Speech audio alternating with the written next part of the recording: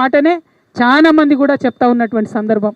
అందుకే నేను మాట్లాడుతున్నా, అందరి కోసం సామాజిక తెలంగాణ రావాలి. సామాజిక తెలంగాణ అంటే ప్రతి ఒక్కరికి సమాన అవకాశాలు రావాలి, ప్రతి ఒక్కరికి సమాన గౌరవం రావాలి, ప్రతి ఒక్కరికి సమాన ప్రాతినిధ్యం రావాలి. అది రాజకీయంగా కావచ్చు, ఆర్థికంగా కావచ్చు, సామాజికంగా కావచ్చు.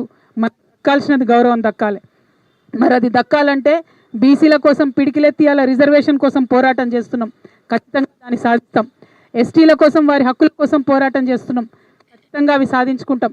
ఎస్సీల కోసం పోరాటం చేస్తున్నాం, ఖచ్చితంగా సాధించుకుంటాం. మైనారిటీలకు రిజర్వేషన్ ఉండాలనే మాట జాగృతి ఏనాడో చెప్పింది, దానికోసం పోరాటం చేసి ఖచ్చితంగా సాధించుకుంటాం.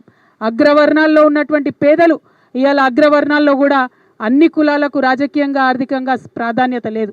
వైశ్యమిత్రులు ఉంటే వాళ్ళు ఎక్కడ కూడా రాజకీయంగా కనబడతలేరు. జనాభా ఎక్కువ ఉన్నది, రాజకీయ ప్రాతినిధ్యం తక్కువ ఉన్నది. సో అగ్రవర్ణాల్లో ఉన్నటువంటి పేదల కోసం కూడా జాగృతి బాసటగా అండగా నిలబడుతుందని ఈ సందర్భంగా తెలియజేస్తున్నాం. అందరూ కలిసి ఉంటేనే ఒక అందమైన బతుకమ్మలాగా తెలంగాణ బాగుంటుంది. అందరూ కలిసి ఉంటేనే ఆ గౌరవం అనేటటువంటిది తెలంగాణకు వస్తుంది. ఆ గౌరవాన్ని సాధించడం కోసం, ఆత్మగౌరవంతో కూడినటువంటి అభివృద్ధిని సాధించడం కోసమే సామాజిక తెలంగాణ రావాలని మేము అంటా ఉన్నాం. అందరికీ అవకాశాలు రావాలనే సామాజిక తెలంగాణ రావాలంటున్నాం. అందరం బాగుండాలనే సామాజిక తెలంగాణ రావాలంటున్నాం. దానికోసమే ఇవాళ జనం బాట పట్టినాం. ప్రజల దగ్గరికి వెళ్తాం, తెలంగాణ వ్యాప్తంగా పర్యటనలు చేస్తాం. ఎక్కడెక్కడ తెలంగాణ ఇంటలెక్చువల్స్ ఉన్నారో, తెలంగాణ మేధావులు ఉన్నారో వారందరినీ కలుస్తాం.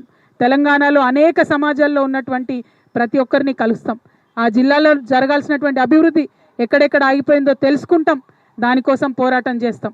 ఇది చేసేటటువంటి క్రమంలో తెలంగాణ జాగృతిలో ఇదివరకు ప్రయాణం చేసి మాతో కలిసి ప్రయాణం చేసినటువంటి మిత్రులందరికీ కూడా స్వాగతం పలుకుతా ఉన్నా. రండి, అందరం కలిసి పనిచేద్దాం. చిన్న చిన్న విషయాలు, మనస్పర్ధలు పక్కన పెట్టుకోండి. ఇవాళ ఉన్నటువంటి ప్రభుత్వం తెలంగాణను ఆగం పట్టిస్తున్నది. తెలంగాణ సోయి లేకుండా పరిపాలన చేస్తున్నది. తెలంగాణ తల్లి మన గుండెల్లో ఉన్నది.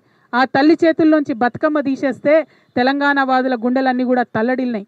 ఆ తల్లి చేతిలో బతుకమ్మ వచ్చేంత వరకు కూడా పోరాటం చేయాల్సినటువంటి అవసరం మనందరికీ ఉన్నది. మన తెలంగాణ పండుగల్ని గౌరవించుకునేదాకా పోరాటం చేయాల్సినటువంటి అవసరం ఉన్నది. తెలంగాణ ప్రాంతాలను ఈ ప్రభుత్వం విస్మరిస్తున్నది. మన ప్రాంతేతరులకు ఉద్యోగాలు రావద్దనే 95% ప్రెసిడెన్షియల్ ఆర్డర్ సాధించుకున్నాం. ఇవాళ హర్యానాకు సంబంధించిన వాళ్ళకి ఇక్కడ ఉద్యోగాలు వస్తున్నాయి, పక్క రాష్ట్రాలకు సంబంధించిన వాళ్ళకి ఇక్కడ ఉద్యోగాలు వస్తున్నాయి. ఆ అన్యాయాన్ని చూసుకుంటూ జాగృతి ఉండదు. కాబట్టి ఖచ్చితంగా ఆ ఉద్యోగాల సాధన కోసం కూడా పోరాటం చేయాలి, చేస్తుంది. దానికోసం అందరూ కలిసి రావాల్సిందిగా కోరుతా ఉన్నాం. మన నీళ్లు అన్ని చోట్లకు రాలేదు, వచ్చేటటువంటి ఆలోచన కూడా ఈ ప్రభుత్వం చేస్తలేదు. దానికోసం పోరాటం చేద్దాం. ఇట్లా ఓవరాల్గా ఆత్మగౌరవంతో కూడినటువంటి